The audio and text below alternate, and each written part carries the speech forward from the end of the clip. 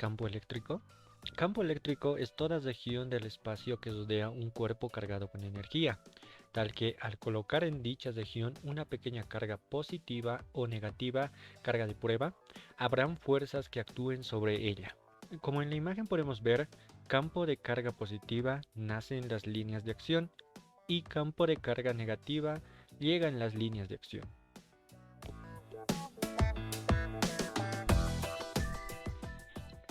Ley de Coulomb.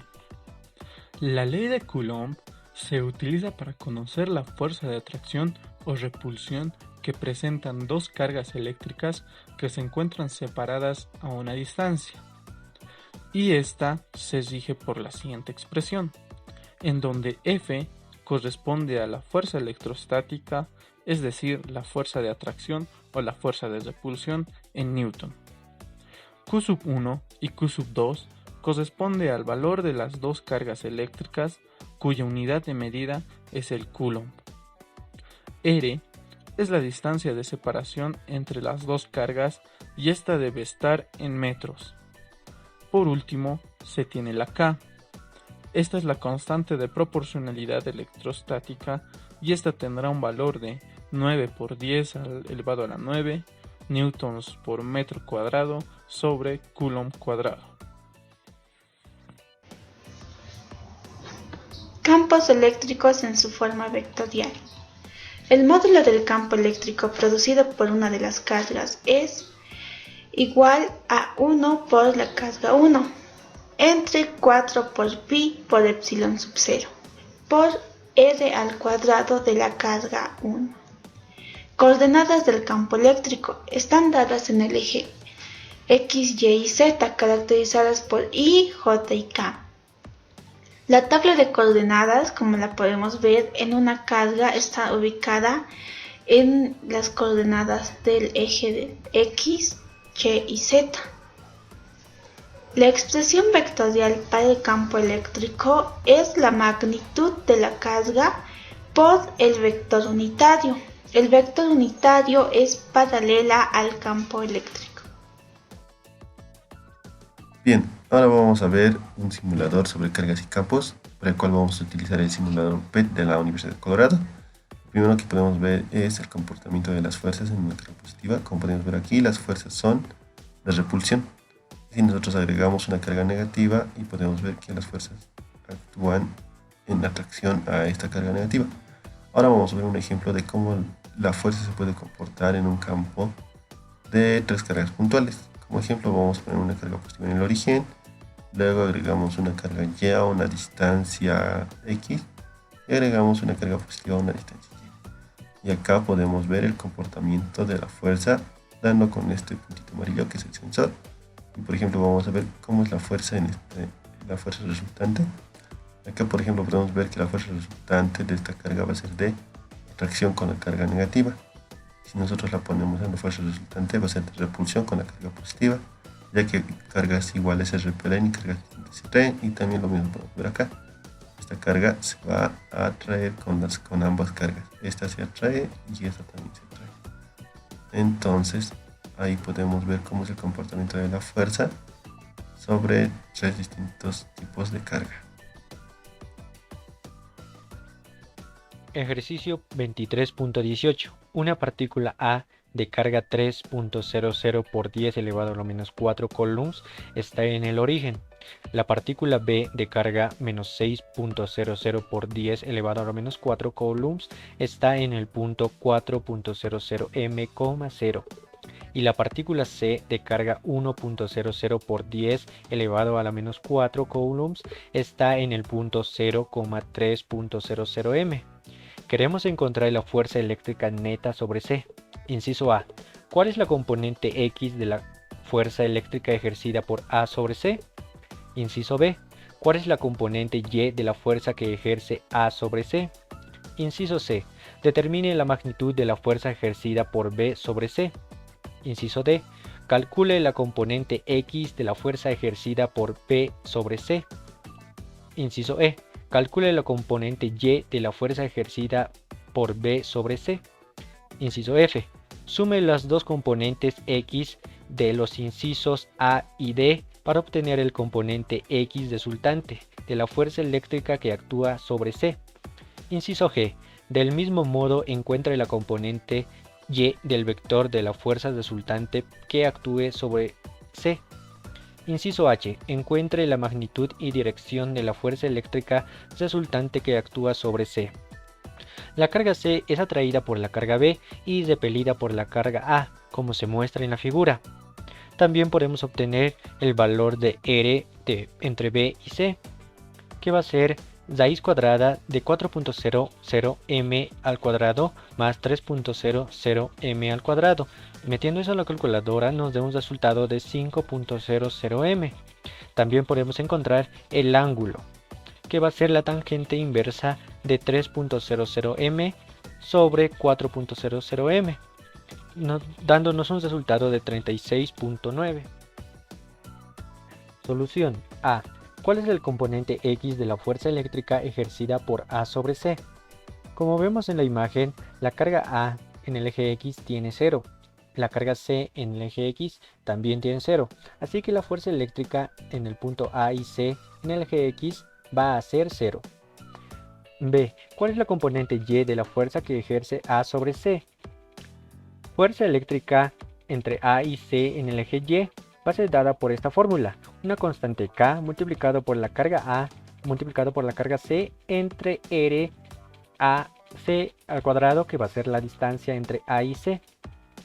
Reemplazando datos obtenemos esta fórmula y metemos a la calculadora, tenemos 30.0 newtons. Inciso C. Determine la magnitud de la fuerza ejercida por B sobre C. Utilizaremos la misma fórmula, la constante K multiplicada por la carga B multiplicado por la carga C entre la distancia al cuadrado. Reemplazando datos tenemos todo esto y el resultado nos da 21.6 newtons. Inciso D. Calcule la componente X de la fuerza ejercida por B sobre C. La fuerza eléctrica de B y C en el eje X va a ser dada por la fuerza eléctrica de B y C multiplicado por el coseno del ángulo. Reemplazando datos tenemos 21.6 newtons por coseno de 36.9, que da un resultado de 17.3 newtons. Inciso E. Calcule la componente Y de la fuerza ejercida por B sobre C. Fuerza eléctrica de B y C en el eje Y es igual a menos fuerza eléctrica de B y C por el seno del ángulo. Reemplazando datos tenemos un resultado de menos 13.0 newtons. Inciso F.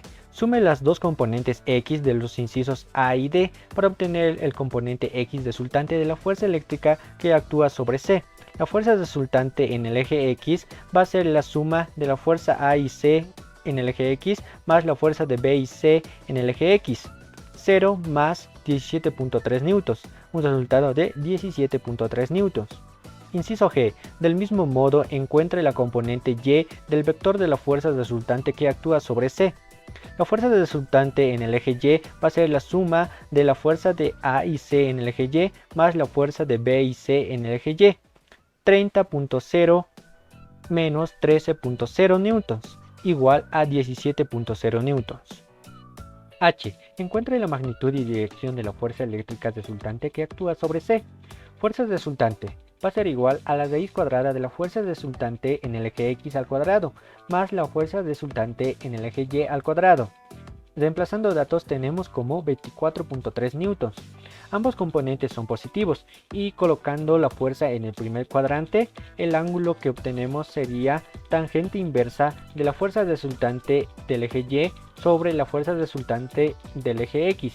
Reemplazando datos tenemos un resultado de 44.5 grados. Por lo tanto, la fuerza resultante es 24.3 newtons a 44.5 grados por encima de la dirección positiva X.